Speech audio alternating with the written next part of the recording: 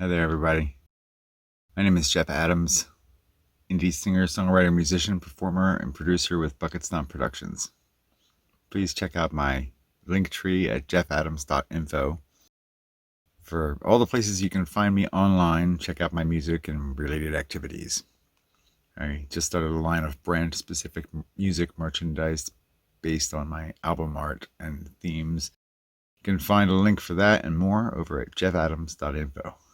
Thanks. But I'm grateful that you stopped by the YouTube channel today. If you're here, maybe you have some questions. This is Ye Old Indie Dude, episode 11. The show has the focus of motivation for the creative individual, but these ideas are not isolated to just creativity. There are many things that can motivate an individual. What motivates you? Leave a comment in the comment section down below. Please be sure to subscribe to this channel and click the bell icon so that you can be notified when I post new episodes or music.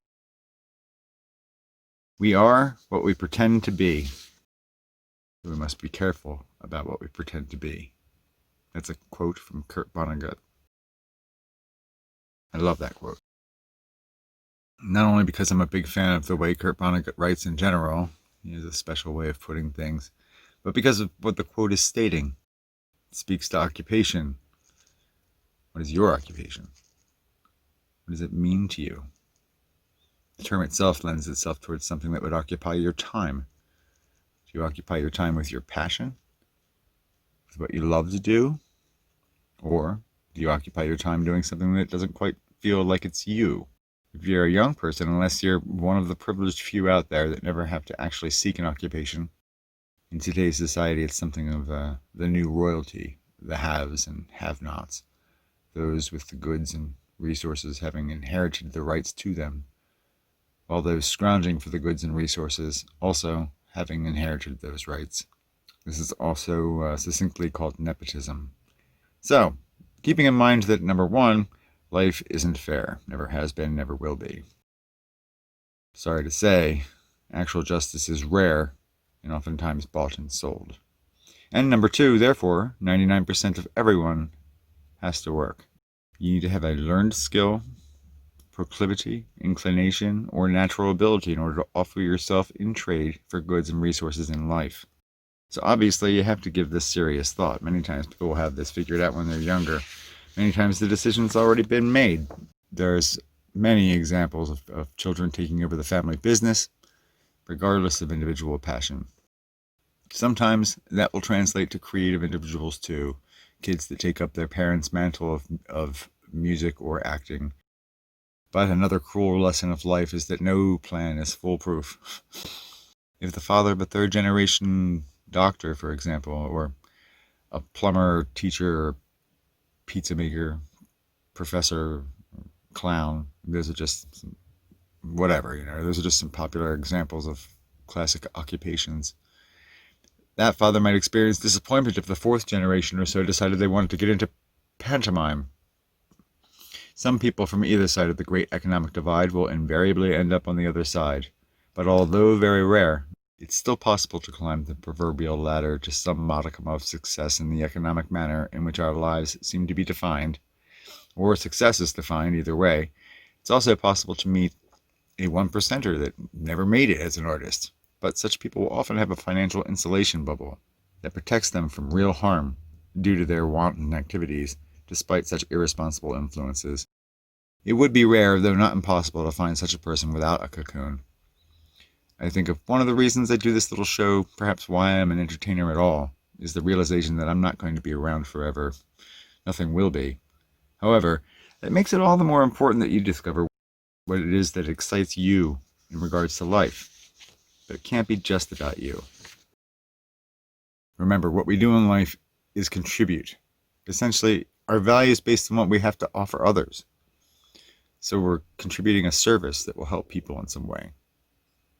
Entertainment, while certainly a luxury, while it's not among food, water, and shelter, those basic essentials that allow you to exist in this form, entertainment may very well be a necessary, if not essential, component to our infrastructure as a society. Whether necessary or not can be debated, But people have always sought out entertainment in every stage of development in human society. Considering, too, that it is not a common thing for people to have this ability to entertain, though there may be many there who imagine that it's something common and simple. Squashing creativity of others is an acceptable form of prejudice, unfortunately. It's easy enough to find pleasure in someone else's labor without realizing what time and effort it took for that something to be of value to you. This includes entertainment, perhaps even more so, because the value of ideas lasts longer than even social constructs do. They say. Have you ever heard that expression? You ever wondered who's they? They say. Actions speak louder than words. This is bullshit, first of all. A bunch of syllables put together that sounded good, so people repeated them for so long that they think this is true. But what of your actions are your words? Put your money where your mouth is. Put up or shut up. Money talks, bullshit walks. It's all good. They say. Here's my overall take on this. You are an individual, no matter what they will try to tell you. As an individual, you still have to participate within the collective. When our passion for life aligns with what we're able to offer others as a desired service, is when we achieve what's called success. Some people will realize their calling early on and will find it easy to pursue and develop. Some people will take on many incarnations of pursuits, whether academically, trade-wise, artistically, or all of the above, before deciding on what the correct option is. As individual as we all are, these are how many options can exist for us. For some, this can take many years or even a lifetime. For some, the decision that's made for them, it's not the result of having decided at all. Not having decided soon enough, or not having decided well. You're allowed to redefine yourself all along the journey. We will all take chances, no matter what we decide upon in life. This, in regards to what you do, is one of the bigger decisions you will make, or will have made, in your life. If you're young, it's not too late. If you're older, it's not too late either. And if it is too late, which would be unfortunate, perhaps your life can still be an example to future generations. I certainly have always hoped my errors could preclude the errors of others by way of example. I am a firm believer that everything is of some consequence, and everyone is unique. We all have something special to offer the world, something that will help make the world better, even if that something is just a smile. For some people, smiling is not an easy thing to do, believe it or not. Great spirits have always encountered violent opposition from mediocre minds. The mediocre mind is incapable of understanding the man who refuses to bow blindly to conventional prejudices and chooses instead to express his opinions courageously and honestly. It's a quote from Albert Einstein. It's one of my favorite quotes. You've probably heard that one before. In that vein is another quote from Mark Twain. He said, "Keep away from small people who try to belittle your ambitions. Small people will always do that. But the really great makes you feel that you too can become great." It's important to realize that all things are possible and all things are constantly changing, even if it seems like circumstances are something else. But remember to be real with yourself as you progress as to what your strengths and weaknesses are. We all have them. Like the old movie title, I like to refer to these aspects of self as the good, the bad, and the ugly. We are all each of these aspects sometimes. I've said it before. They say you're your own worst critic. Don't be too hard on yourself.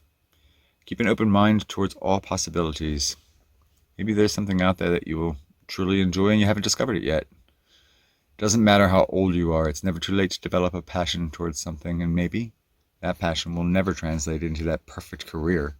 Maybe happiness or life fulfillment, which is a better term for it, since who is it that walks around happy all the time who's not overly medicated?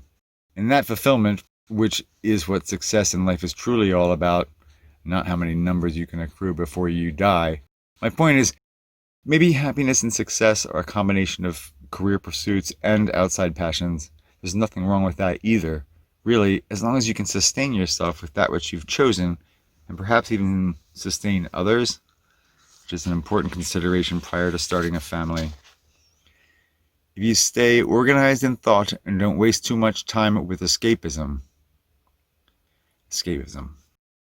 that's when life seems so rough, so outside of what you want, that you escape the trials of life by way of binge entertainment or other detrimental addictive activities such as substance abuse.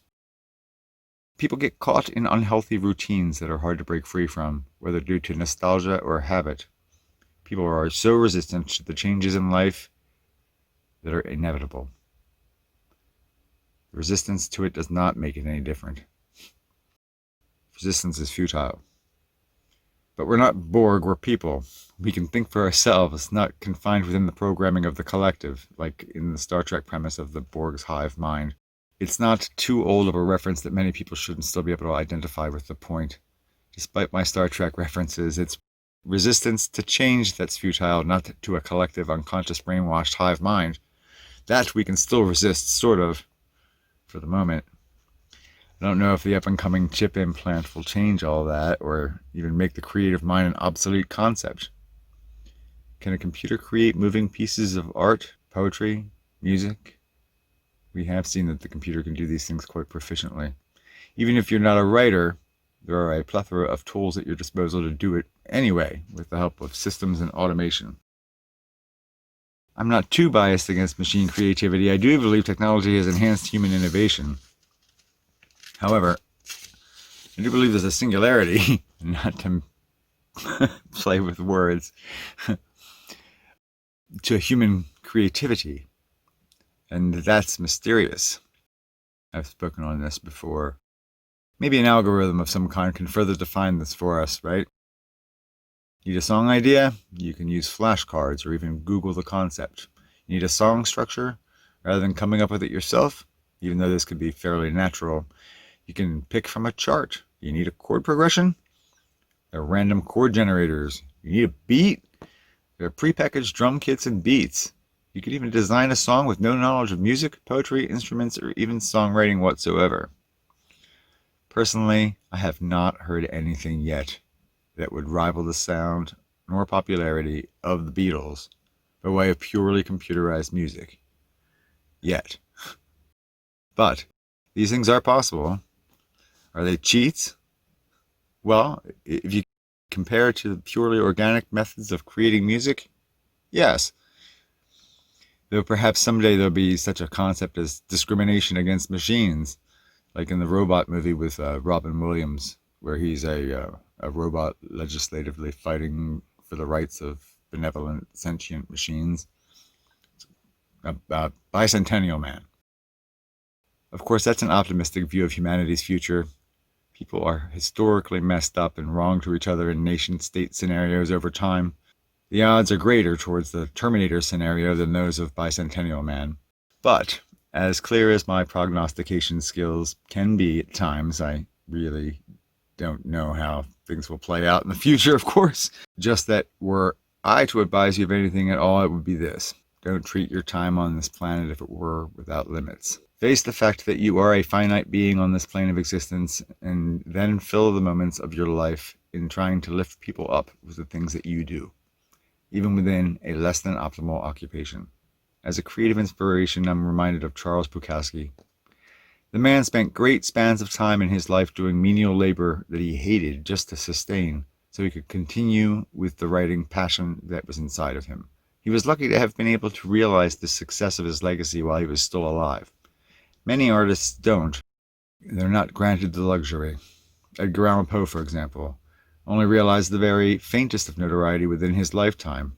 His brilliance was not realized until after his death. This is a theme of many creative people throughout history. Does that mean you should give up? Say you have a passion and you think that you won't ever make it within that passion. Does that mean you should stop? Only if your only goal is to make it. If your goal is to fulfill your passion, live your dream, you don't really need to give up, right? Unless you want to. You can have a career and develop artistic skill at the same time. Sometimes these arenas converge and sometimes they don't.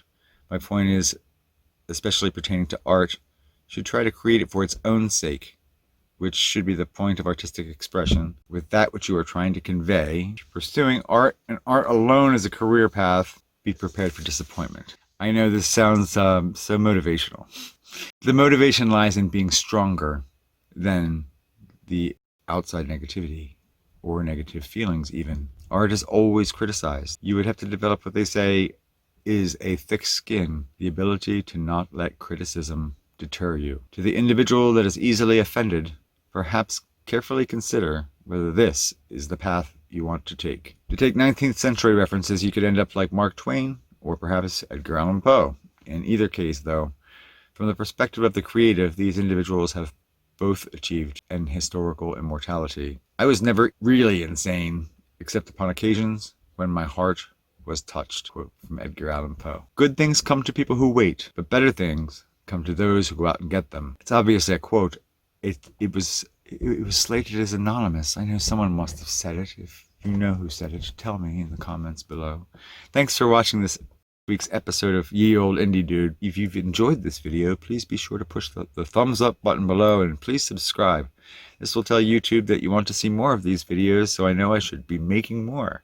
And please press the bell icon so you can be notified when new videos are released. Please check out some of the other content on my channel too, if you'd be so kind. I have a lot of studio released albums and singles, pre-2020 performances, hopefully more to come shortly. And then there's also been special presentations and 2020 online music performance specials. Thank you for watching. I'll see you next time.